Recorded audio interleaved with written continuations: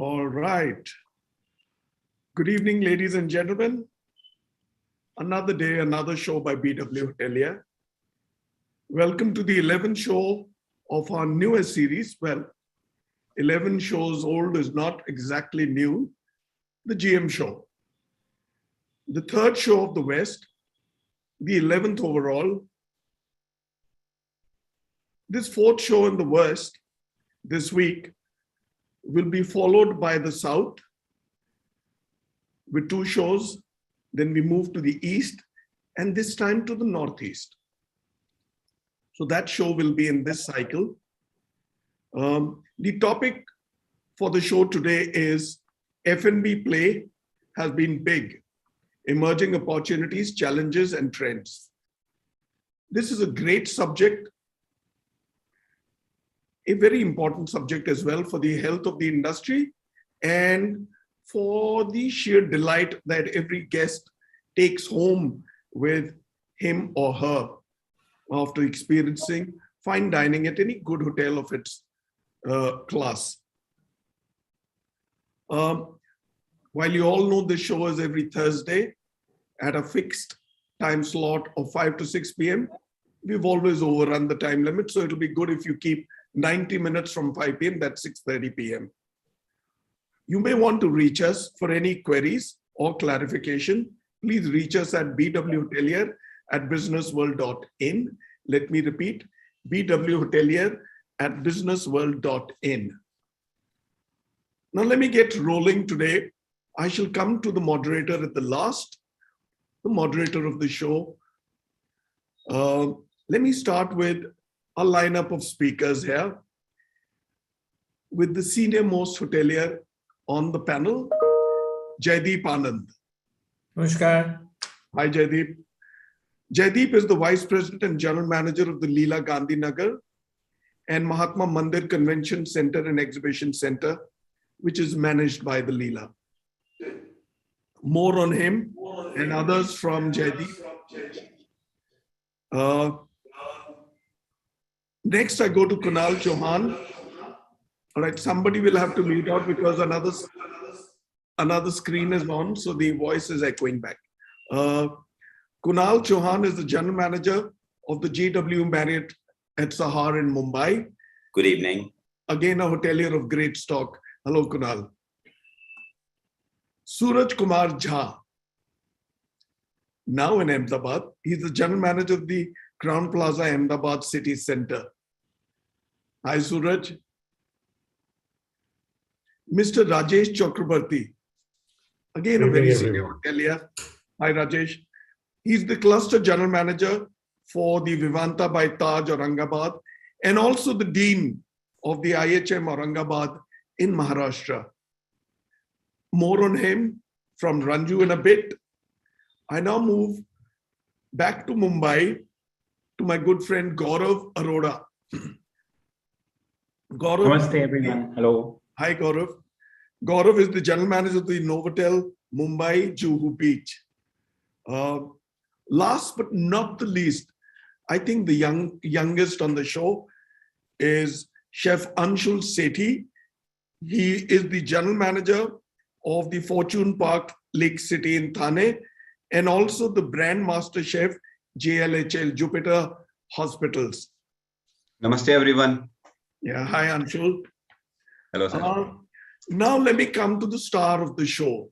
Somebody who's going to drive it and somebody who's young and happening and in a great leadership slot. Let me introduce Ranju Alex, who's the Market Vice President, West Asia for Marriott International. Hello, Ranju. Hi, everyone. Good evening. Yeah. A renowned and a dynamic personality who has contributed significantly to the hospitality over the years. That sums up Ranju's introduction, but let me say more. She's at the helm of marketing, operations, and finance with complete responsibility from growing Marriott's business in the west of India.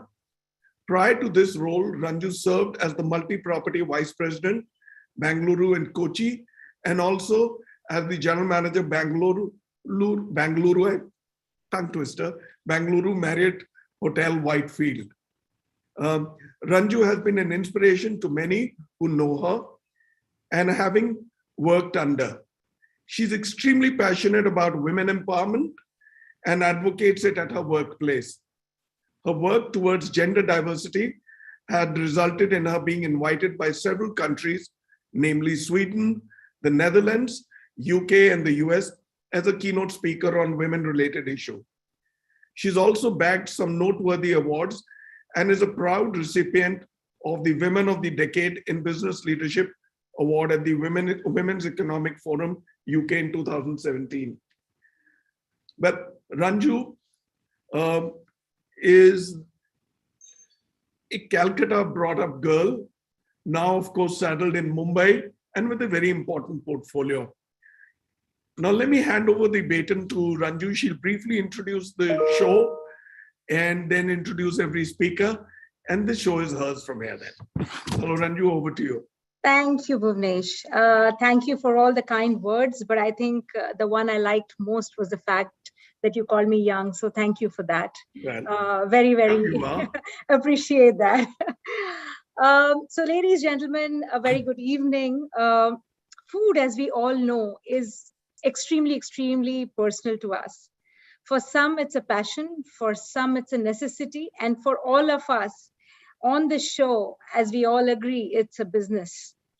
If dining out was restricted, fairly restricted over the last 2 years, what really caught the fancy of food lovers, or foodies as we like to call them, is the concept of home deliveries by cloud kitchens, hotels, restaurants. All of them jumped into the bandwagon into this concept, and we saw a mini industry out of the food industry emerging, which was very, very encouraging. And in a lot of ways, it kept the P&L ticking for a lot of hotels and establishments. So it's done its bit, and like a lot of us would like to believe, it is here to stay. And hence, it becomes a topic of our discussion. Having said that, there is another school of thought which still believes that there is no experience second to going to a restaurant and fine dining. And hence there are these two varied school of thoughts that we will debate it out with this esteemed panel on this show today. So let me move on and give you a larger introduction of these eminent personalities who are present on this show today. To start off with, someone we've all looked up to, Mr. Jaideep Anand, Vice President and General Manager of the Leela Gandhinagar and Mahatma Mandir Convention and Exhibition Center managed by the Leela. Jaideep's experience in the hospitality industry spans nearly 4 decades, during which he has been associated with leading hospitality groups in India and overseas in varying roles. He has served across functions and has deep and unique insights into the hospitality industry. He was earlier GM at the Leela Ambience, Gurgaon. Jaideep has also worked with hospitality chains such as Dusit, Ananda, Ista, and the Oberoi in his long and distinguished career. His work experience outside India includes stints in Sri Lanka, Australia, Egypt, Mauritius, and Saudi Arabia. Jaideep, we all look up to you and welcome to the show. The next person that we go on to is Kunal Chauhan, who is the general manager at the JW Marriott Mumbai in Sahar in Mumbai. A renowned name in the hospitality industry, Kunal Chauhan joined JW Marriott Mumbai Sahar in July 2021, much to our pleasure. With industry exposure across leading hotel chains in India, Kunal was previously the general manager at the Leela Palace in Bangalore.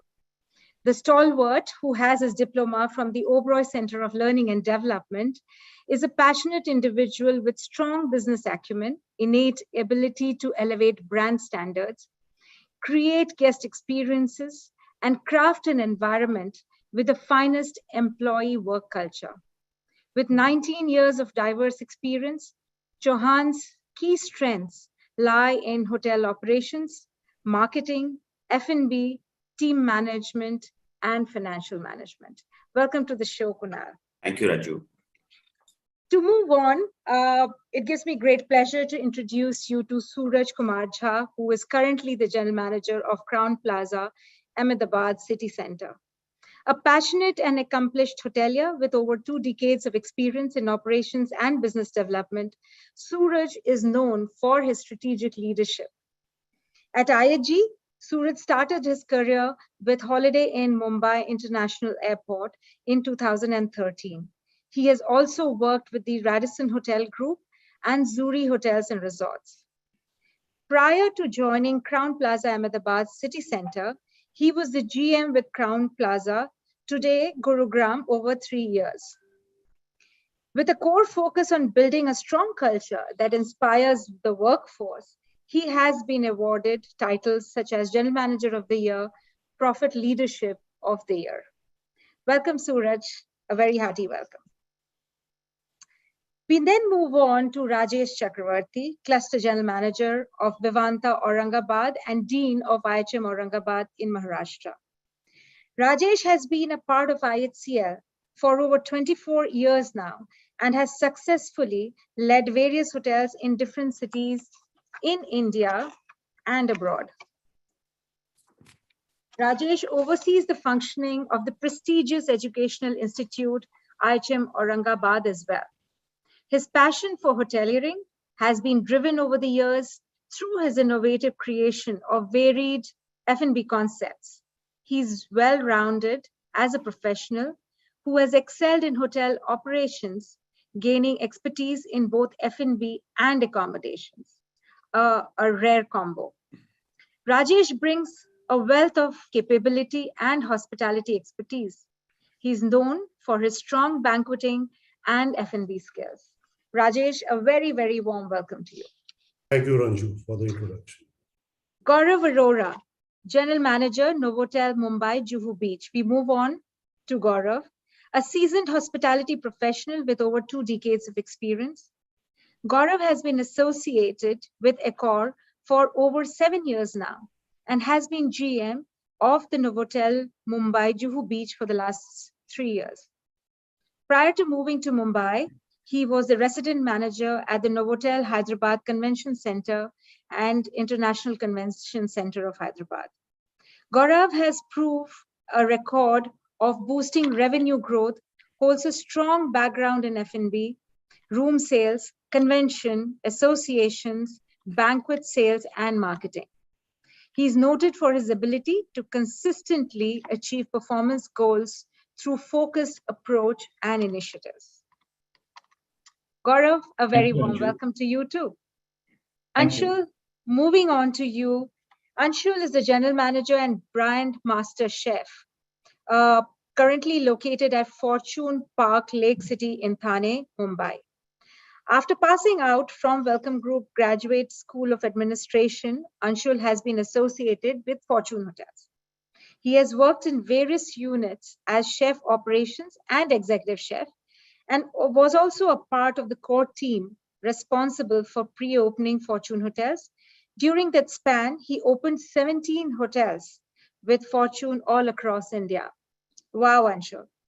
For the last 3 years, he has been positioned as General Manager and Brand Master Chef for Jupiter Lifeline Hospitals, Thane, instrumental in handling F&B operations of the multi-speciality hospital chain currently operating in Thane, Pune, and Indore. Anshul, a very warm welcome to you too. What a Thank you, brilliant Ranju. panel of speakers. We are honored and it's a great pleasure to welcome you here. Over to you, Bhuvanesh. Thank you, Ranju. That was a great introduction. And welcome everybody again. Now, let's get down straight away to a question to you, Ranju. Let me begin with you. Tell me, what are the challenges for an industry that has F&B as perhaps the strongest business and experience pillar? Earlier, high street fine dining restaurants, now cloud kitchens, and then the taxes that separate these so-called 5 stars from the others. Bhuvanesh, I think the one challenge that was always there, though not visible to us as much as it is now with the emerging world, is the fact that there are several and more standalone establishments and restaurants that have come our way and are doing a brilliant job in elevating the F&B experience in different cities. Initially, they were there, but they were somewhere at the background. But as the world is evolving, travel is increasing, expertise is changing hands, and there are a lot of establishments coming up. This has become the singular most biggest challenge for 5-star hotels or hotels which also house restaurants. They are excellent in what they do. Some of them, especially at least the top ranked ones, are excellent in what they do. Their concepts, their ambience, their delivery can match any 5-star hotel today. And a lot of them actually give us a run for our money. And mind you, they sweat their assets because their establishments are much smaller and the expectations are fairly a rung lower. I think they sweat their assets extremely well, which we in the hoteliering world are sometimes unable to. In the recent past, as all of us have experienced, and we do this very often in our personal lives, if you look at home delivery as well, and I have personally experienced some of these standalone restaurants, they do a brilliant job, whether it's the food, whether it's the packaging, whether it's the delivery, it's the interaction with the people who come to do that. I think they do a fairly good job with that.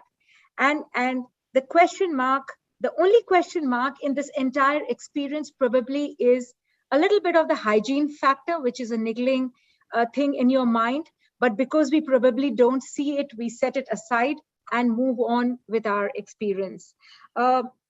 Restaurants in a 5-star hotel, Bhuvanesh, are a part of a larger ecosystem. There are rooms, there are banquetings, there are restaurants. So you cannot, the parameters that they operate under sometimes are very tight. For example, today there's a very important table that comes to a standalone restaurant and you have to give a complimentary round of drinks, right? It is the manager who takes the call and just delivers that experience.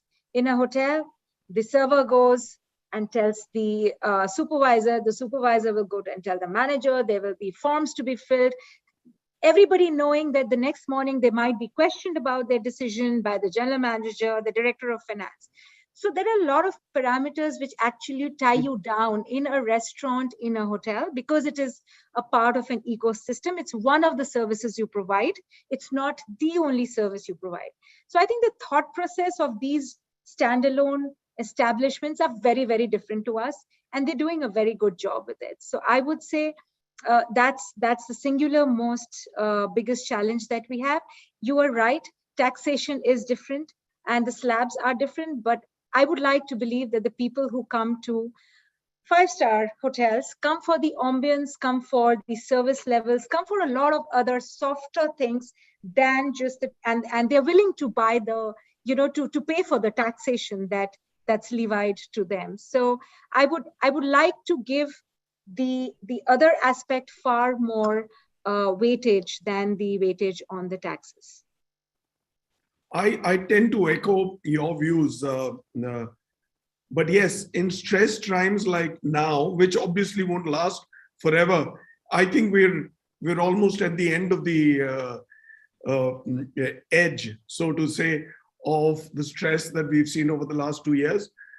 But I guess it'll all even out and people will come thronging back to the hotels. And yes, I agree, the elevated experience and the sheer delight of being handled as well as a institutionalized five-star service is a different level. Now, let me hand this over to you. Why don't you take the show ahead? Sure. Thank you, Bhuvanesh. All right, Anshul, the question comes your way. Are we ready? Yes, please. All right. So, cloud kitchens, a challenge or an opportunity? They have mastered their business model to an art form, be it delivery efficiency and timings, portion size, variety, quality, or rates, and with a ready clientele. So they are proliferating at a very good speed. Do we consider them or just ignore them, keep them aside, and do our own thing? All right. So if we talk about cloud kitchen, so maybe 2 years prior, no hotel would consider the cloud kitchen.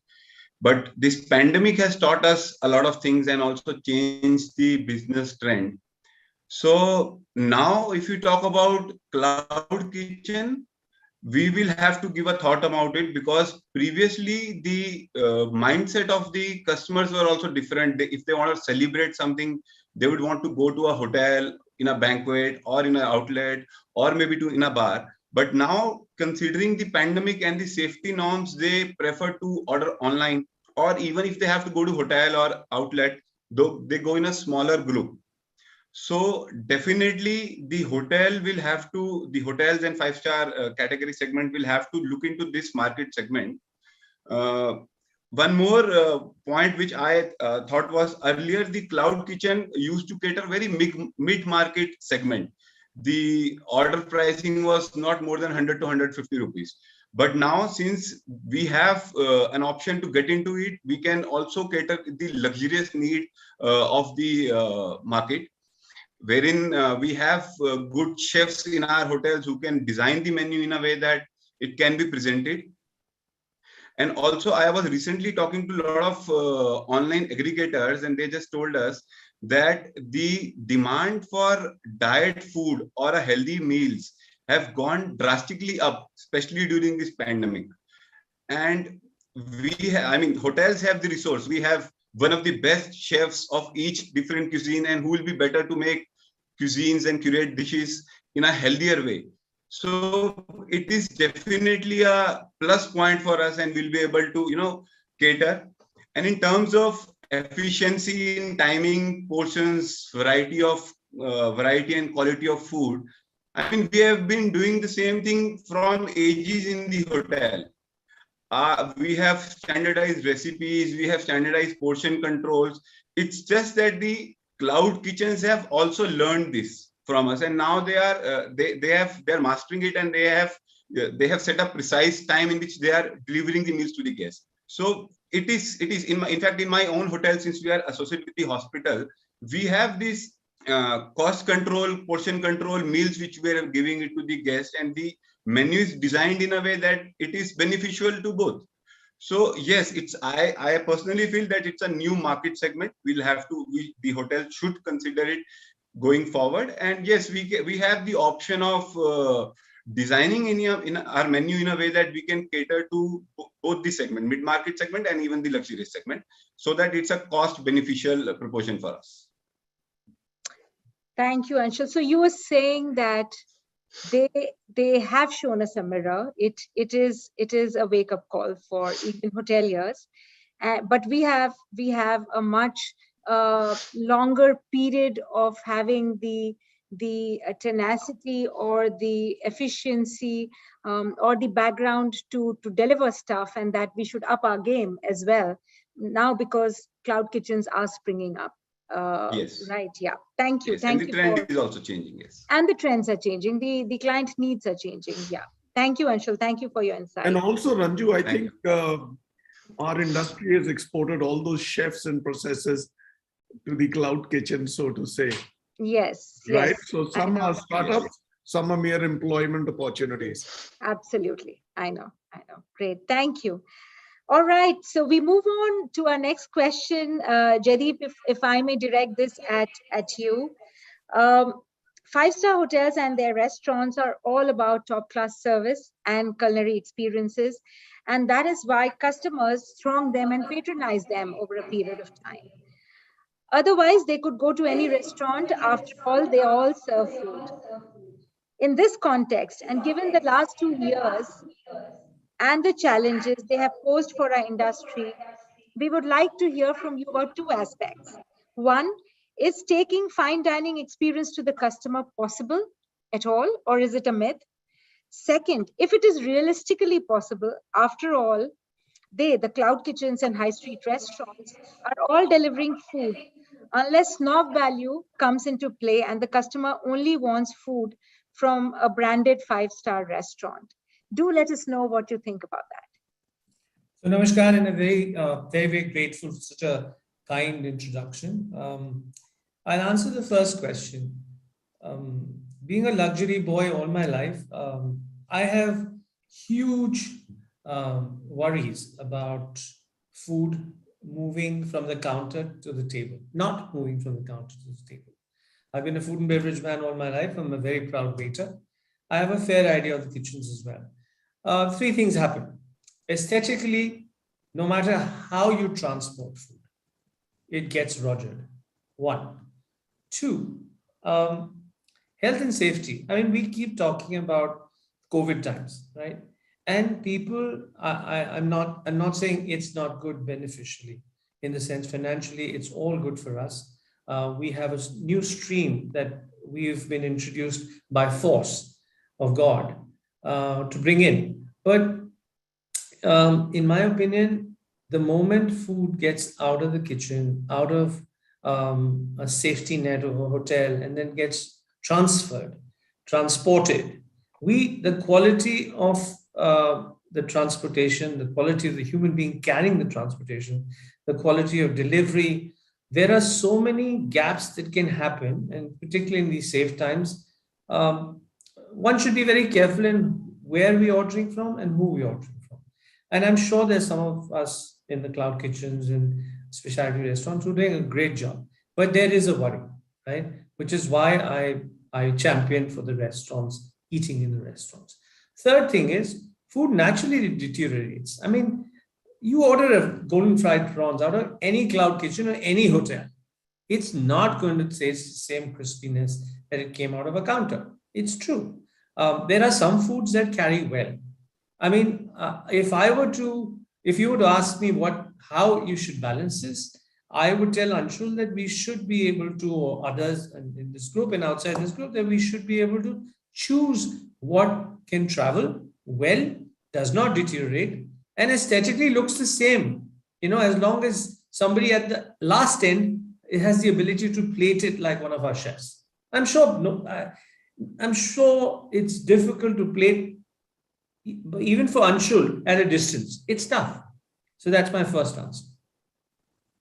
The second answer is that basically, I think your question is that do we compete with retail restaurants? Do we retail with cloud kitchens when we send our product out? Yes, we do. We are at that point in time, if a customer chooses the option of dining at home or dining at the office or dining somewhere else, yes, we do compete. Here, I think 2 or 3 things that we need to monitor. We need to make sure that as a luxury hotelier, we cater to the last 3 points I said. We should choose what will stay well, which will carry well, and ensure that the chain of from moving from the counter to the table plate, the dining table, we've carried forward our promise of safety, food safety and hygiene. As long as we can do that, as you said, the wow element, it's not just the food, it's not just the as you said, the ambiance, but it's also a little bit of a wanting to be there. which one misses if one has it in one's own dining room. And I do that very often because my kids order from Cloud Kitchen. So I'd rather go out and eat, at a restaurant, but I'm old school and I'm old age. So that's my answer. Cheers. Thank you. Thank you, Jaideep. I think you made a very pertinent point when you say that there are certain things, especially something like fried spinach will not be the same after 45 minutes when it reaches somebody's home, and then another 15 minutes to reach the dining table. So I think one just needs, if it's venturing into this, one needs to be careful of the items and the delicacies that you are putting out there for people to relish. I'll give you a small example. Right? Yes. Just order French fries from any bloody Cloud Kitchen or any hotel. It's a disaster. You're tending to eat oil with mashed potatoes. That's all you eat.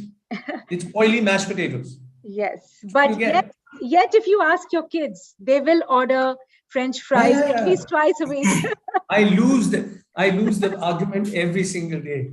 I know. I think it's just a catch-22 situation, to be or not to be. But I think if it is to be, then I think you so made a valid point that is just the right way to be. I think that's the path one has to look for. Thank you for your insights on that. So Ranju, I have a thought for Mr. Anand, and I think. Oh, this is heating up. I love this. Yeah. So because yes, Kunal. And I come from at some stage, I think that's the help which the pandemic has given to us as an industry. At some stage, I remember the time training in the same hotels where Mr. Anand used to be, where he has opened certain restaurants, and the point was, at one time we were the ultimate choice where you would get that best French fry in town. No longer, right? We would get a pork chop imported right there. It's no longer we don't place claim to amazing product available, and I think that's where our game needs to be up. One. Of course, we are from an industry which is detail-oriented. I think we pay far more attention to what we are offering, how we are offering. We worry about how we'll move that room service order to the guest room at the right temperature, right? Whether we are putting tea cozies over a cup of tea, we try and do our best to ensure the highest quality. But I think it's very important to differentiate between, like Anshul mentioned, what kind of dining do you wish to compete for? Are you in the business of comfort dining and do you want to send burgers and pizzas to people's house? If you can't sustain the burger or the pizza at the right temperature and the right quality. Or you are somebody who's trying to get into gourmet dining experiences. I'm sorry, I think somebody's mic is on, so that's echoing. The point remains, no problem. If I'm in the business of getting a gourmet meal to somebody's house, so sure, I can't get you a roast duck, but I can get you amazing duck confit, which I think if you were to open a consolidator right now or a platform to try and get a nice Western meal home, you might struggle to find that. And I think that's where our guests, so what it has opened is a lot more people have experimented with ordering with a 5-star. It's an untapped segment. It allows us the play to get into that segment and show our mastery right there. That's one of getting just a comfort meal home. When it comes to gourmet experiences, I think this is what we were meant for, and we take the bar up now at the next level. And I think the third and the most important is, which we are not talking about right now, is that a whole new market is opened up where people today, and I think for some more time, will be very comfortable to host guests at their home. So I think there is a market for Louis Philippe and Louis Vuitton. And I think if we were the Louis Vuitton, I think we need to get to people's houses and deliver that quality which we are known for. So that's my 2 bits on it. Wow, Kunal. ये काफी अच्छा मारा Louis Vuitton वाला कह रहा होगा ये और लुई फिलिप बिल्कुल मतलब इस पूरे शो में if there is the sentence of the show, then the award already goes to Kunal on the Louis Vuitton and Louis Philippe comparison. Yeah, but also I think there is a case. Now, let me tell you, we are soon going to be the generation gone, right? So the generation X, Z, or whatever they are coming in with, we have to cater and deliver to their nuances and expectations. They want to eat at home. They want to come to the hotel. We need to be up to the act. True. I think what I can sense and I can smell is very healthy competition, because everybody is vying for survival. Today's day and age, last 2 years, it's all been about survival, and then you up your game and then move forward in the game going forward. So it's good to see that there is healthy competition. There is people trying to elevate their own products, their own services, and I think that is the way to go forward, whichever business you are in, not just about the food business. So thank you, gentlemen, for these healthy war of words. That was very nice. Rajesh, if I may move on to you, my next question is directed at you. Prohibitive rates make it absolutely unaffordable for the bingers, and given the downturn where income has been impacted, as we all know it, what is the right level where you don't lose out and the customer finds it good to come and indulge in 5-star hotels? Thank you, Ranju, for this question. And thank you, Mr. Bhuvanesh, once again for having me Pleasure, in this sir. esteemed show. It's a very interesting, question, and it's a very important question, which hoteliers grapple through, not in this downturn time, but it's always like an ongoing issue as hoteliers face through. So prohibition rates, when I'll give you a couple of examples to take you through this particular question, which will be pertinent at this juncture of time, like consumption of beer, wine, spirits, and gourmet foods in star hotels is definitely inhibited on account of excise laws and taxation policies. Unfortunately, if these categories need to be made profitable, the markup and margins are critical. That decision lies with the individual hotels or the company policy. So this is a chicken and egg situation. My next point would be the way out is that one has to incentivize spending by offering value for money.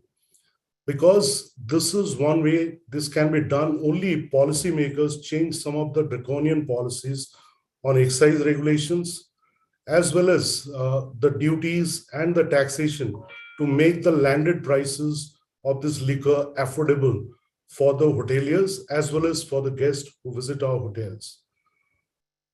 The second point, hoteliers are not in a position to take decision on pricing many a times in bars unless there is a change in the policy framework and incentivize, which will be possible only by domestic spending, and it must be by the customers and service providers alike for mutual benefits. The increase in hotel liquor pricing, as you all know, compared to market price, only drives our potential guests to the retail outlets, where it is easier to purchase and potential customers in the privacy of their rooms. The same holds true for our food delivery apps as well that sell food at lower rates. I'll give you an example. A bottle of liquor or wine or a beer imported, by the time it landed to a hotel, there are so many tax and duties are being incurred, whether it's the excise duty, the custom duty, VAT on the MRP, and then the transportation, and put together the landing cost generally fares 200 to 300% when it reaches the hotel.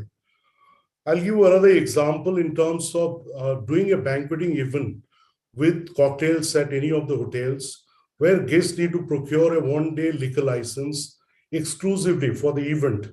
And if the numbers are very lesser, maybe ranging from 15 to 20, guests find this business offer from the hotel very exorbitant, considering the value added by the license.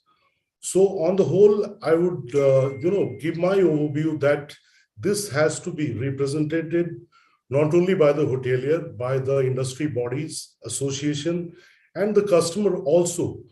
And the way forward at immediate basis, what I can see that the markup and the rates what we are providing to the customer, it has to be made interesting and lucrative so that it is a win-win for both guests as well as for the hotelier. Ranju, before you come in, can I just do a retort? I just want to add a couple of thoughts to all of us in this room on food and beverage, costing, and flow-throughs. May I, with your permission? Yes, of course, absolutely. Rajesh, we keep blaming the world, the state governments, the national governments. And I'll tell you, having worked in Western Europe as a kid, having worked in Australia, taxation in a lot of these places is also very high, especially when it goes to luxury hotels or hotel business. And they've been competing much earlier with standalones than we have, right? One of the things that probably all of us are quite influential in our organizations, particularly Ranju, we may possibly look at our profitability in terms of per wine bottle sold or per peg sold. We stop doing that, increase our volumes, kick ass like organizations like Wine Company, etc., who sell by the bottle, and lots of people do now, right? Whiskey Samba, all these organizations have worked the volume game, beaten the taxation based on that, and have got a better flow through. Eventually, the flow through remains the same. You still get a 35, 38% profitability, 40% profitability in restaurants, as long as you can drive your volumes up smartly. I mean, just a thought. I thought I'd share it with you. No, I completely agree with you, Jaideep. And what you said is correct, that unless and until we do something of our own, and which is currently in our hand, that's the markup and the margin, which we need to, see that it should be interested for the guest. And along with the liquor, there'll be an add-on value for the guest when they dine at the restaurant with the food orders and other, ancillary things at the hotel. That way we can beat them at their own game. I can only say Shikanji where I work right now, but jahan main bech sakta tha, to main to yehi karta tha. And I would beat them at their own game. I was in the heart of the top food and beverage places in my last assignment as head of Gurgaon. And I beat them at their game, playing this game. And I would tell my president, look at my flow through, look at my GOP in F&B. Is it there? Fine. And let me do what I want to do. We can feel your pain in Gandhinagar. Jaideep, it's coming across from the screen. So thank you for that. Thank you, Rajesh. Thank you so much for your inputs. Moving on, Suraj, over to you for the next question. Unless corporate travel begins, the entitled employee customer is not going to binge. Who will then fill in for them? How and when? Well, thank you, Ranju. And I think what I would like to start talking about is that we will have to learn to steal the business. Right? I think the world has come it that way. Talking about F&B, I think the F&B has become essential to the hotel's positioning in every city, right? And I think today, in today's time, it's a lot more a way to connect with the F&B community. Talking about corporate, I don't think it's dried up. It's been there with certain restrictions coming on and off. I think the travel has been there. If I was to talk about my hotel, the corporate travel has been there. In fact, there are quite a few projects closer to my hotel. I mean, in fact, the government has been encouraging a lot of investment there. We recently missed one of the Vibrant Gujarat events, which is known for its driving investments in this part of the world. So what's happening is that a lot of corporate travels related to projects, related to relocation, long stays, I think these are the travels. And with hotels, the advantage is that if these guests stay at the hotel, the F&B obviously gets the fair share in terms of either in-room dining or restaurants. Also, because of safety reasons, I think a lot of people don't want to go out and explore eating outside. The other thing is that when we talk about staycation and things like that, I'm sure everybody knows about staycation, but it has been in the move. In fact, people have been doing. Resorts are doing exorbitantly well business. In fact, if you look at the rates, either room or the F&B composition, I mean, I was to talk about weddings. Udaipur, I'm told the hotels are selling at, when a room night sale is roughly in the region of about $1 lakh plus a night for weddings, even in the period where the other hotels are struggling. And this has given way to a lot more weddings, which were otherwise not happening in city locations. So today, a lot of destination wedding where people wanted to go to, let's say, Goa, Udaipur, Jaipur, they're returning back. They want to get their weddings done here. And a very important element in the same segment, what we've also realized is that chat mangni but bya, because a lot of young children, when they're returning back to see their parents, because the COVID has restricted the number of travels, they're finding a girl or a boy, make them suitable. match and get them married with an intimate wedding will be a size of about 50, 100 guests and not more than that. In addition, I think the events, corporate events are also returning back to the hotels. I see a lot of strategy, business meeting, acquisition meeting, non-banking financial companies meeting, MLA meeting, clubs. They're also doing a lot of businesses in the hotel space at this point in time. And within the R&B space, I think a lot more delivery and takeaways. We have been discussing about a lot more delivery and takeaways, how this has been working. A lot more companies are kind of taking brunches as takeaway, which wasn't a trend about a couple of years back. Brunches used to be enjoyed at the restaurants, but we now see that a lot of restaurants are sending brunches at their homes, or people are even coming and picking them up. I think we will have to also learn in terms of looking at how can we try and organize experiential, because what had happened was when the restaurant had shut down, the standalone restaurants during the COVID time, the hotel had survived. Of course, very difficult survival situation, but we survived. And that's some of the benefit that we kind of drive today, because the relationship continued, the guest rate coming in, sometimes the numbers were less, sometimes the numbers were more. But today, I guess there is tremendous opportunity in terms of maintaining that relationship and carrying that forward. That's how I feel about it, Ranju, in terms of difficult times. And I'm sure, like other cities, Ahmedabad also has seen a very strong nodes of ups and downs. And people do return back immediately. Like November and December were exorbitantly well placed for F&B and rooms business as well. I mean, we did better occupancies than pre-COVID era. Now we're looking back, these demands seems to be coming back. True that. I think just when we had started celebrating Suraj, another variant comes in and makes life difficult. But I think we are again crawling back, and that's the positive lining to the entire thing. And you're right. I think weddings have the number of weddings have increased during this time, though the volumes are much lesser. I hope for your sake that the Deaf Expo continues to be held in March. Yes, keeping fingers crossed. All the best for that. Yeah, thank you, Suraj. Moving on to Kunal. Kunal, the next question is for you. Is there a case for taking hotel fine dining brands to client homes on a sustainable basis via delivery on a regular basis and making it affordable? That could also cannibalize our very own restaurants, fine dining experience and business. What are your thoughts on that? So I will take away from what I basically said earlier, that yes, there is a case. There is a case sustainable by the number of people we touch, not by repeated orders. And of course, that can depend on what kind of a specialty you're taking to people's houses. But I think today, for a simple matter, I know at Marriott, we do it on a very organized and a very serious scale. So a brunch, which used to be about a 140 covers, when I deliver 30 boxes to people's houses, that's a considerable amount of revenue getting to people's houses being delivered, right? Up to 24%. And I think we are still not completely in the game yet, because I think as we see this segment grow, I hope to see a lot more specialization. I hope to see managing focused these platforms. If there is, and if I was to be in an area where today there was an overwhelming demand for people asking me to come home and bring the restaurant experience home, it completely calls for a outdoor dining wing for that restaurant.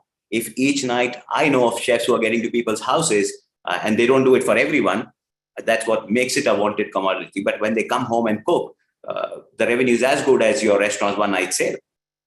And why not? More importantly, from the point of view of, I think, in a world where on every online platform, whether it's a food delivery platform or a room booking platform, I think everybody's spoiled for choices. And I think a very important part of managing loyalty is to keep your customer very close to your heart, guard him at all times, make sure from his pressing to his food delivery, you are the choice. And I think I would do anything to be in that space always.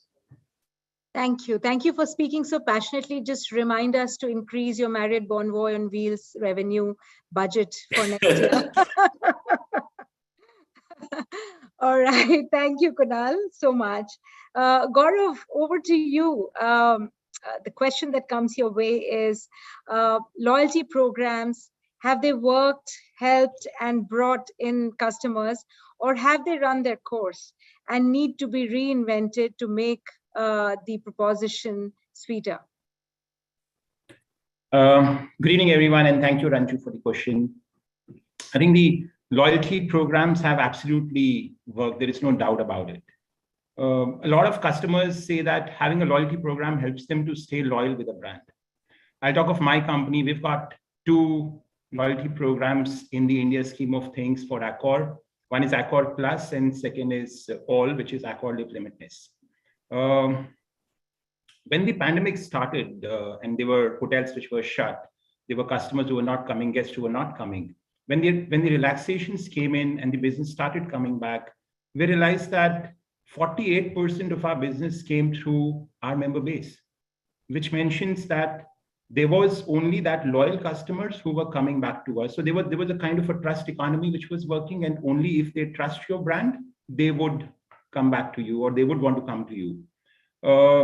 But at the same time, I think loyalty programs need to be upgraded time and again. Accor had the loyalty program. I mean, when I started the first job about 22 years before, there was a loyalty program in that hotel, and many hotels had a similar kind of a thing. You dine, 2 people dine, you get 50% discount, 3 people dine, you get 33% discount. And then over the time that was kind of every hotel had it, and then there were inventions done onto it. Accor redid its loyalty program about 3 years before in 2018-19, and Le Club, which was the erstwhile program, got upgraded to Accor Live Limitless. And another part which got added to it was the all dining offer. So most of the loyalty programs which were off the hotel room, you get reward points in that. But what got added in that also was if you dine in, and even if you're not a resident guest, you earn points onto it. Now, everyone thought that with pandemic, the customer base would not increase, but since 48% of our business came through our member base, at the same time, we realized that the Accor Plus member base for India increased by about 11% from 2019 to 2021. And 50% of that base is sitting in the western region of the hotel I represent, which is Novotel Mumbai Juhu Beach. Now, the erstwhile membership F&B loyalty programs were more to do with reward points. And I think over the last few years, they have graduated to tactical benefits, which are just not the reward or the financial dimension. It has brought in the engagement and the experiential dimension to the entire loyalty program as well. Last year, we did certain events to kind of engage with our customers and our member base. We partnered with a lady called Seema Taparia. I'm not sure if many of us have heard about her, but she was the Indian matchmaker. She has a very popular web series on Netflix. So she traveled all across to our Novotels and kind of engaged with our customers. There was talk about her show. Movie Under the Stars, that was another thing which we did for getting our members and experience movie sitting in hotel. All has been the principal sponsor or the main sponsor for the PSG team in France. The Accor Stadium in Sydney. These are certain just examples which continue to kind of say that the F&B loyalty program is important. It is there for stay, and it is important that we all look into it. What I strongly feel to sum up my thoughts, the loyalty programs foster an emotional bond between a customer and a brand, and it is an important point for a customer to get recognized right now. The return on investment is extremely high for a repeat client. So if you were to get in a new client, yes, it would be far more expensive for you as compared to getting in a repeat client. The loyalty program also helps you in getting the new customers. And at the same time, it helps you get in a lot of customer information, which helps you plan your next event, which helps you plan your next food promotion, and helps you in terms of what kind of a promotion you should do for your customers and for your guests. So overall, nutshell, yes, they are important. Yes, they have been there for many years, and yes, they are there to stay, but they are constantly to be reinvented and looking at what the customer needs are. So that's what I feel. Completely agree with you. Though I must pick up one point and pull your leg. If 50% of the growth of 2021 in loyalty numbers has come from your hotel, I hope you earn a good bonus this year. So all the best with that. So the overall member base got increased from the Western region. And yes, the hotel is wonderful. Then this best practice has to be carried to other hotels. All right. So Ranju, let me come back to you. All right. Okay. Delhi-born Punjabi that I am, and from my girth, you could see I'm doing fairly well with the portions that I take in, right? So tell me, portions can be tricky, too less or too much, and given the rates, what are your views? Okay, so just when I was getting comfortable asking all the questions and not getting stressed, you turn the tables on me. But yes, I will answer this question. I think I will take a few cues from what Rajesh said. It is a double-edged sword. We all know, and with several years of hoteliering that all of us have on this forum, we all know there are two types of clients. One, where there'll be a family of 10 will order two paneers, 2 dals, and then just rotis as pass-arounds, right? For them, is it too much or too less? Portion size is a completely different question. And then you have couples coming in, ordering 4 or 5 dishes, trying everything. And then again, you ask yourself that question. And when you go to clear the table, obviously there's a lot left there. And then there is another kind of clientele who will come for breakfast, and they take so much on their plates and never finish them. And there's so much of food that is spoiled from the buffet. You ask yourself this question, how much is too much and how little is too little, right? I don't think it is about the portion size, Bhuvanesh. I think hotels in general should concentrate on the value for money that they give in whatever price they put there. At no point, like I said earlier on in my opening comments, that it is food is like religion. It's very personal to you. And many of us are brought up with the value that you do not leave food. You do not waste food.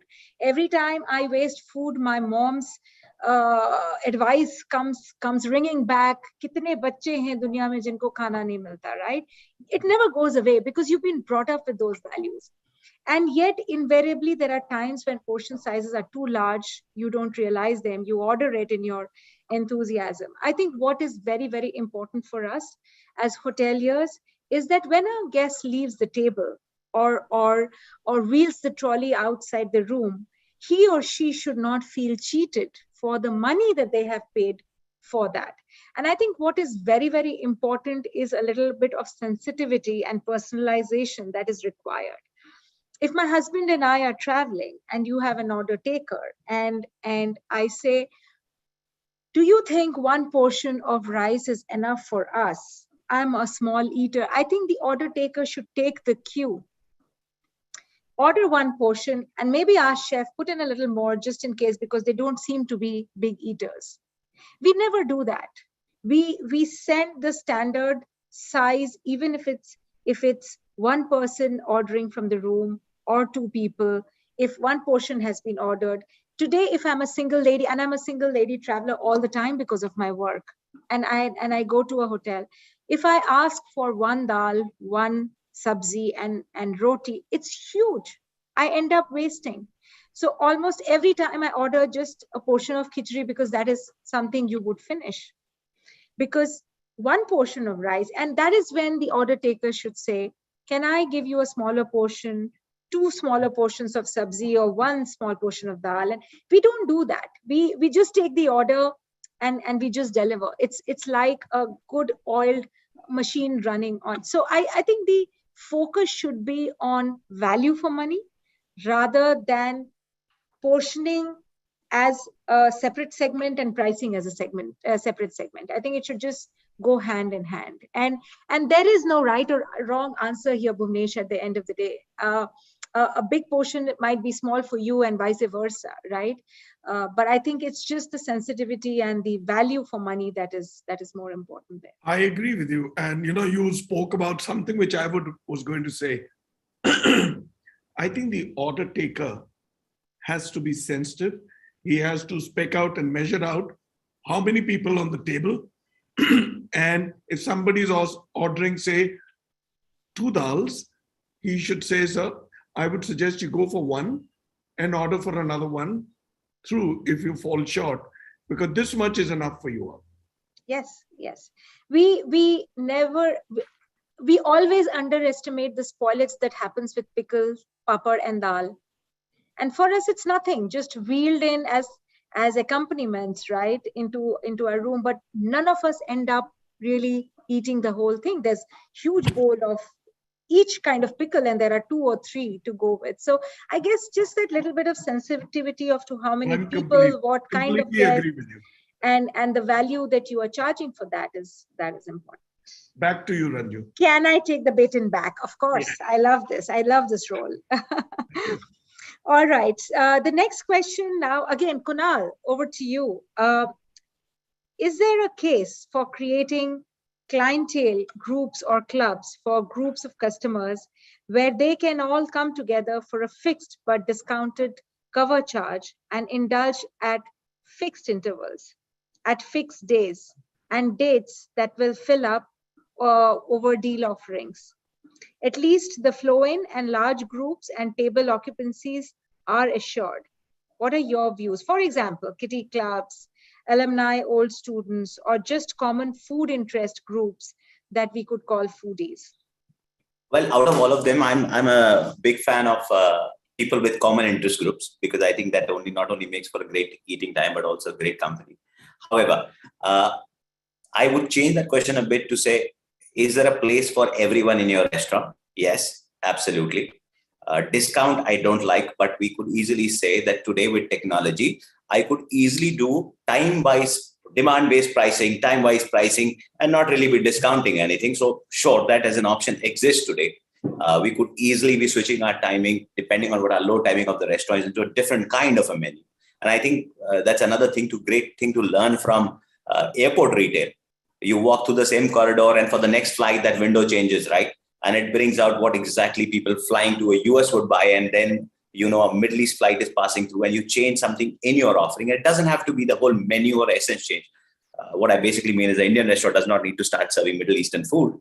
But yes, you keep in mind who you're dealing with. And I think that's a very big play. I see it as a big play from the point of view of marketing a restaurant. I see the moment you start to, and it's always been our thing. If 20 years back, wine sales in our restaurant used to be a concern, today you see how many people are drinking wine and understand wine, and how your 1,200 bottles have shifted to 7,000 bottles. And it's a whole process of educating people, getting them in, getting them comfortable into your space, and knowing you can cater to everything that they wish for.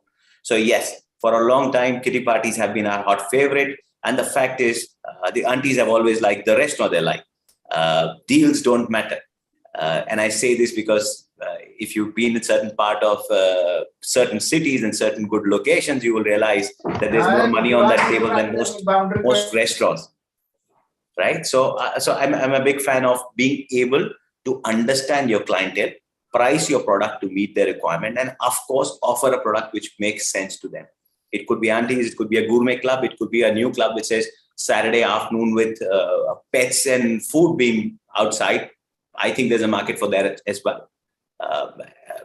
And generic restaurants and the eras of the coffee shop chefs, right, who make from Chinese to everything, I think that's done. Kunal, I turned 50 a couple of months back, so the term auntie is a little sensitive to me. No, auntie is a thought process, no longer the age. Don't give it away, Ranju. Thank you. All right. Since there's a little paucity of time, we'll run quickly through the next questions. Anshul, over to you, please. Catching them young, given the frugality of budgets with the youngsters, beyond, of course, the upper crust of the society, hotels could miss out on those clients. How do we manage the Gen Next and the business that they bring on a regular basis? If we see the younger client, previously the 60 to 70% of the orders which they used to place was only pizzas. But now the hotels have given them multiple options to choose, and the youngsters have tendency to catch up the trend faster, and they love to try different things. And we have a good opportunity wherein we can not only earn revenue from them, but yes, they do a lot of marketing activity on social media for us, which helps us a lot by posting the food photographs or cocktails or mocktails. So it's a free marketing for the hotel. So there are segment of youngsters who are not able to afford the 5-star category hotels, F&B. But yes, now the trend has come that the lot of high-end outlets are launching 4 to 5 courses of tasting menu, which are small menu, highly presentable. So we did something similar like this in Thane when we launched, since the molecular gastronomy is a fad now. So we launched a 4 to 5 course small tasting menu, and it was a great success. And similarly, in one of our property in Goa, I had done a promotion on black bun burger, which became very popular with the youngsters, and it became a talk of the town. And every year, it's a great demand in that part of Goa. So yes, I would say that the youngsters are very important because they they try things, they are ready to take risks. But yes, we'll have to do the pricing in such a way that you are catering to all the kinds of a need. And at the end, the generations might change, but our strength of providing good quality food as a brand remains with us. So we need to cater each and every segment. This is what I feel. Thank you, Anshul. I think next time I'm in Goa, I would definitely like to try the black bun bourbon that you just spoke about. Sounds very interesting. Jaideep, over to you for the next question. Food carnivals across brands, or for that matter, at a hotel of the chain, can be a good Kickstarter to bring the numbers and dovetail that with home deliveries that we have going. What are your thoughts about it? First part, completely agree, which is that, at Leela Hotels, Anurag is another food and beverage passionate person. And we've got Natasha now at the corporate level who assist us in food and beverage. We have a loyal guest base who travel across Leela Hotels. And when you look at Kunal's ex-hotel, he worked very hard, and his predecessors worked very hard to get Jamawat right where it is. Jamawat today is a brand. I mean, it's a quality Indian restaurant with a real royal taste to it. Food, service, ambiance, delivery, luxe. It's got everything. We don't have a Jamawat in every Leela hotel. So pop-ups, as you call it, or whatever you want to call it, food festival, food carnival, pop-ups. I think it helps a lot. It helps rejuvenate the hotel that is being benefited through a pop-up. It also helps taking the brand to other cities. And also, again, scares a comp set that, the hotels also have some major winners amongst themselves. Why not showcase them? Le Cirque is another restaurant that we're very proud of. It's a Michelin star restaurant. And it's not just the gain that the hotel guests and what it does to the dollar, at the end of the day, in terms of the restaurant revenue, but it also helps cross-expose and cross-train the teams. You very rarely would you have a Michelin star chef, an Italian guy coming in to Gandhinagar and teaching us the art of making good pasta, right? So it's really, really beneficial. And over the last 2 years, we've looked at like EXO, another brilliant Chinese restaurant we have in South India. And it does extremely well. It's really authentic. It has good Oriental food. Some of our hotels don't have that exposure. So by sending people, putting up pop-ups. In fact, we actually did a test at Ayato. We hosted Ayato at Gandhinagar, and we brought in one such pop-up, and it was a stupendous hit. and none of you were there, so we missed you. Maybe next time. But it was a stupendous success. So it's not just whatever you wanted, call it prop-ups or culinary, food festivals, etc. But they benefit the guest because they get exposed to a different cuisine or different level of cuisine in the city where they don't have to travel.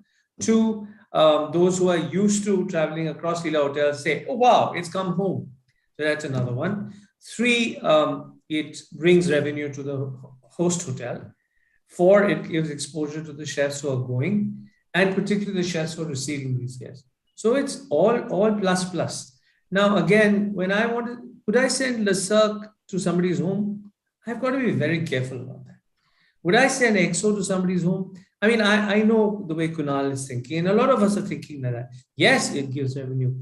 But would I risk Le Cirque as a brand, Leela, at somebody's home? I'd be careful. But Jaideep, coming back. I would be careful. I know it's money. I know it's on the table. I know sometimes presently we have, allow me to complete, Bhuvanesh. Yeah. I know at this point in time, we don't have such volumes, but the volumes will come. God is kind. Omicron will go one day, or some COVID 3, COVID 4 will go. When that happens, when you've got 40 seaters, 40 people sitting, paying you top dollar at Le Cirque or EXO or Damawar, would you risk sending 2 of your best chefs to somebody's home to make a lakh? No. It's too much. It's the brand. I mean, all of us, we work for the brand. I mean, that cannot be diluted. Luxury brands, Louis Vuittons would not delegate passing on to a Shenzhen factory. They'd be very careful. Even if they do, they just do the cutting there. But the actual stitching and threading has to be done in Italy. It has to be done in Milano. And it is done. I have been to the factory. They bring in stuff, they cut in stuff, they procure, but it's actually assimilated in Milano. I say it because I've seen it. Sorry, Bhuvanesh. No, Jaideep, her question was actually not about taking the food at home, but her question was about carnivals to be held in the hotels. No, that she said, but there was a second part which says home deliveries of those carnivals. No, that was not. That's what scared me. Yeah. Okay. Home deliveries scare me. So I'm old school. Jaideep's super sensitive to home deliveries. We'll have to. I'm scared. I'm not super sensitive. I'm scared because it can dilute your brand. And he's passionate about what he does. So absolutely. All right. Rajesh, over to you. It's actually a spin-off of the question we asked Gorav. Referral programs, do they work or they can be dovetailed with loyalty programs? Referral processes and networks has always been relied upon because they engage our guests and ambassadors and all the associates at the workplace. This referral network is likely to be higher than any individual or chain hotel or with a limited captive database. Each one of our satisfied guests and engaged associates are in a better position to activate and referral network because of the multiple touch points at the hotels and first-hand access to the network resources in the referral system. So it is an active way to develop business at any hotel business. Like I'll give you an example, in our ice sale, it has been very well conceptualized by our sales and marketing that friends and family rates are being extended to all our associates, but only for the rooms. We can build on the concept of referral and align it with loyalty program for services across the board, including food and beverages, spa, retail outlets, so that spending will further increase on that. Like loyalty programs where points are accrued or total spends and then converted into rewards, referral spends can always be considered for total revenue generated rather than only being point of contact oriented. This is definitely the way forward today. And it can be definitely dovetailed with the loyalty program as well. Formal referral networks and alliances, I feel, have limited scope as compared to across the board informal, across wide range of products and services across the organization in any particular company. Live example, Tata Group is again a great example of creating means to buy anything from salt to software. The benefits of referral programs, what I see is increased brand awareness. It increases the conversion rates. It lowers customer acquisition cost. It also gives the more privy to enhance the repeat clientele at your hotel. And retention is the highest compared to the loyalty. So referral, it always works. Thank you, Rajesh. Thank you for your stamp of approval on that. My next question to Suraj, though I am sure this question doesn't keep you awake at night, in your current role, booze more often than not becomes an inhibitor given the exorbitant rates in hotels, courtesy the prohibitive taxes and liquor policy. What do you think is the way out? You're on mute, Suraj. And that goes to somebody in Gujarat. Yes, of course. So, thank you, Ranju. Just to add to what you said, Bhuvanesh, a boy who comes from Bihar, works currently in Gujarat, right, is perhaps the most competent guy to comment on liquor and liquor sale. All right, now on a lighter note, I think if you look at data, I think interesting data talks about in India, or perhaps, we're the third largest alcohol consuming country in the world. And if I were to look at one of the data, which suggests that if you were talking about increase, we're looking at a 12% CVGR increase year on year in the alcoholic beverages consumption in India. I mean, that's alarming. I mean, not alarming. In fact, that's a very interesting number. Now, if you look at the challenges, I think the current challenges for us, I'm talking about my previous roles in other cities and other hotels, is basically to look at in terms of procurement of licenses, taxations, restrictions, or perhaps as a department call it, control mechanism for certain ways of serving liquor. Also, non-availability of variety as you would see in Europe or American countries. Like, I mean, there are quite a few Indian brands that are now coming up, but they're very, very limited. Like, I mean, you look at Amrut or you look at some other brands other than beers and wines.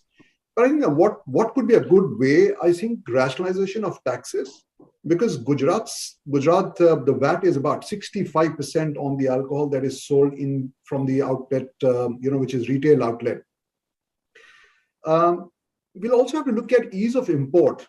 I mean, when you walk down streets in Europe, you get a very interesting bottle of wine in $4, $5, $7, $8, euros, 9 euros, 10 euros, which when you get them in India, the landing cost is so much. And I think to keep our guests deprived of such wonderful product is perhaps not a very good situation to be in, especially from a food and beverage industry.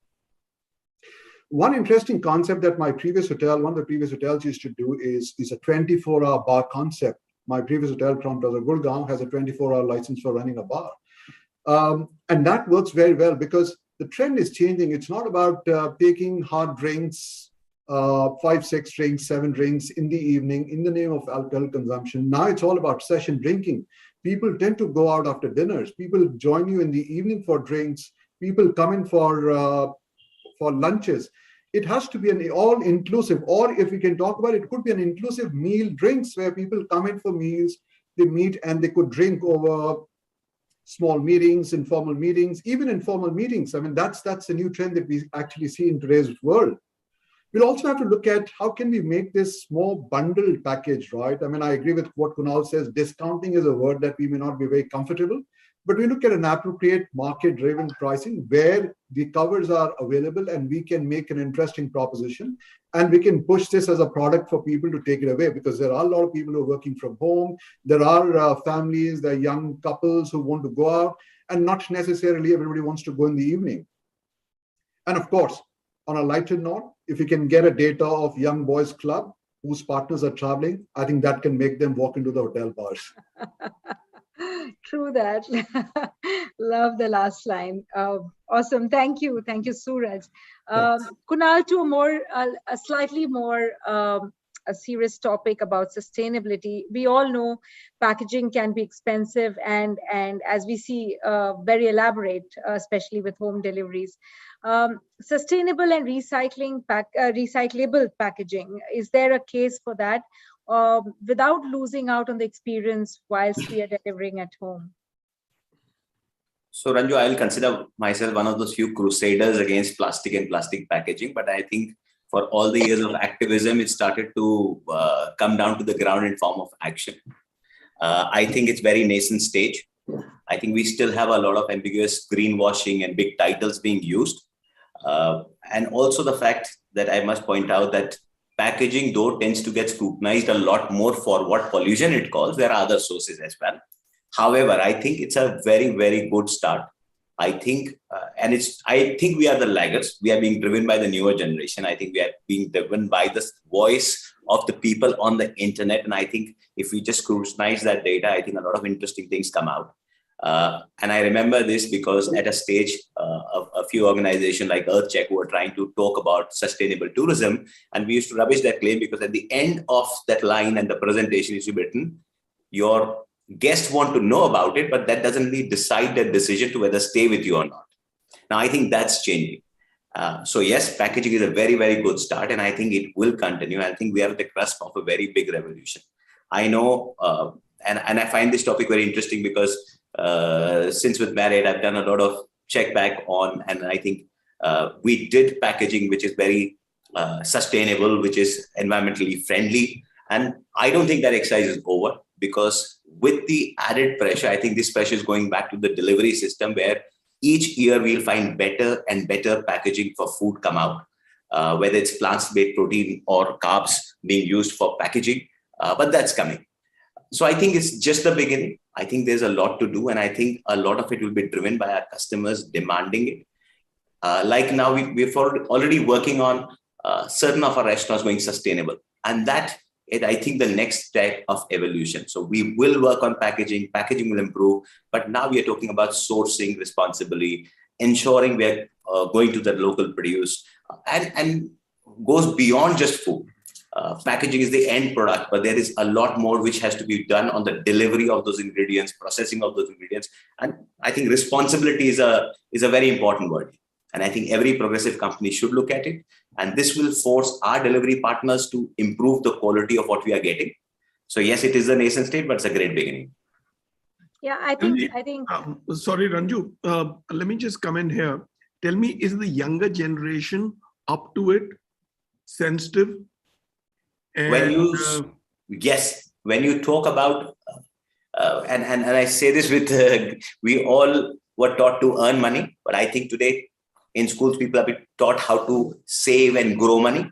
And I think that's where it is starting from. Kids in school are going to be a different ball game altogether. That's a blessing. Apologies, Ranju. No, Bhuvanesh, the point I was making is if you turn the clock 5 years back, sustainability, or 10 years back, was a very fashionable word. True. And I think used not always just to sound cool and all of that and modern and smart. But today, if you see, I mean, as GMs, I'm sure everybody on this panel, if you see RFP forms that most international companies give you to contract business with you, all of them ask you very pertinent questions on sustainability. So it's becoming a way of life instead of just something that is very fashionable to do, or I think people believe. And I echo Kunal's point. I think the younger generation are far more aware and responsible than we. When we look at their mannerisms, we might not think so, but they are far more responsible purely because they're far more aware, with all the gadgets that they carry around with themselves. So thank you for that, Kunal. My last question now is for Gorav. It's a very interesting question. It's very similar to your brand.com versus OTAs. Delivery direct or via food delivery majors without losing out on the experience. What are your views, Gorav? Well, I'll go back to March of 2020. Who would have thought that the pandemic is going to start and we would have to start coming out to restaurants on a weekly basis, on a daily basis, and lose out onto that experience. And I think when that happened, every hotel immediately started curating their menus, and the online version of those menus were ready. and the deliveries started. And at some stage, some hotels had already partnered with the food aggregators, then the Zomato and the Swiggies, and the ball continued to roll. Sometime, say, end of 2020, there were, I think, 2 more players which got entered, which we never heard of before, DotPay and Thrive. And they also started the delivery business along with the hotels. I think direct delivery is the key for the premium space where we work in. You cannot portray a brand to the extent how you can personally do it if your person goes and deliver the food as compared to as against a food aggregator who goes and deliver your food. We were talking of a brunch some time back. How can you have 30 boxes of brunch delivered to a customer's house through a food aggregator? They can deliver a box of food, but the emotional connect which comes in with the food, the story which comes in with the food cannot be delivered by them. So I personally feel that it is the direct delivery which is the key. Now, having said so, there are some more pointers which we can add in this, that if we work with the food aggregator, there are high commission-based methods which they work on. That's number one. The consumer data is masked to a lot of extent. You don't get to know who your consumer actually is. You have very less control on the customer experience, onto the glitches which happen. You do not get to know a lot. Whereas if you would do it on your own, if it's a direct delivery, there is a full control which you have onto the customer experience. There is a faster delivery which you can guarantee. There is a long-term saving because your profit margins are then much more higher. We started with Viva by Novotel last year in 2020, wherein, because there were restrictions with regards to the number of weddings, the number of guests which you can invite in the wedding. So if I have a wedding in Mumbai and I have some friends and relatives in Bangalore, for example, I cannot call them here because of the restrictions, but I can let them enjoy the same meal which is served at the hotel here at their doorstep, served by another Novotel in Bangalore, and they can watch the video online. So I think direct delivery is the key. It gives in that emotional connect, and when a customer is talking to a hotel, it's just not the food, it's the entire experience which comes into play. But having said that, to ensure that your kitchen continues to run, to ensure that the volumes continue to come in, it is important to work with the aggregators as well. So that's what I personally feel about this, Ranju. I love that. Gorav specified what he wants and then got the diplomatic angle in and also specified the other one that works. Too good.